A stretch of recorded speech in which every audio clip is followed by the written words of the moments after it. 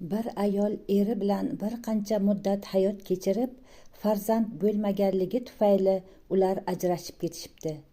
Ayol qo'l qovushtirib o'tirgisi kelmadi va bir daraxt ekib, uni parvarishlay boshladi.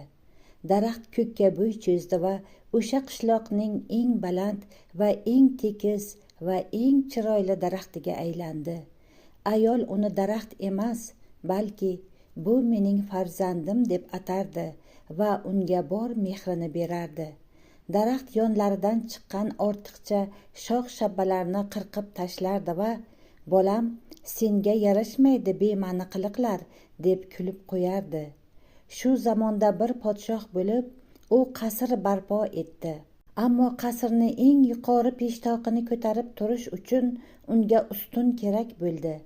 Hamma ustalar o'sha joyga mos ustun qidirishdi, ammo hech joydan topa olmadilar.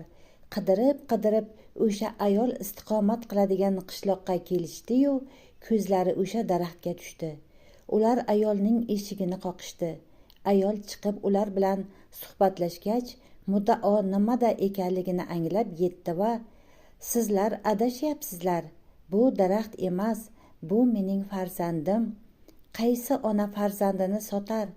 Uni hech qanaqa pulga sotmayman, dedi. Ayollar qaytib ketib, podshohga bo'lgan voqeani tushuntirishdi. Podshoh o'zi qadam ranjida qilib ayoldan: "Ey ayol, o'g'lingizni bir umrga podshoh xizmatiga bersangiz", dedi. Ayol: "Ey podshohim, albatta beraman saroy xizmatiga. Hech kimga foydasi tegmaydigan farzandni kimga keragi bor", dedi. Podshoh ayolning izni bilan daraxtni kestirdi.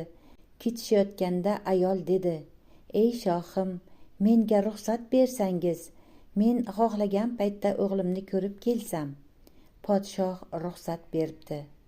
Bir kuni ayol saroyga boribdi va o'zi o'stirgan daraxtdan yasalgan ustunni o'sha zahoti tanibdi. Bu holdan podshohni xabardor qilishibdi. Podshoh sekin ayolga yaqinlashsa, ayol daraxt bilan suhbatlashayotgan edi.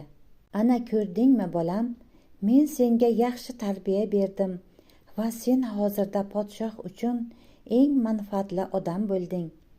Agar men senga yaxshi tarbiya bermaganimda, allaqachon Navoiyning tandirida yonib kul bo'lgan bo'lar eding." Onalar farzandlarini butun borlig'i, vujudi bilan sevadi.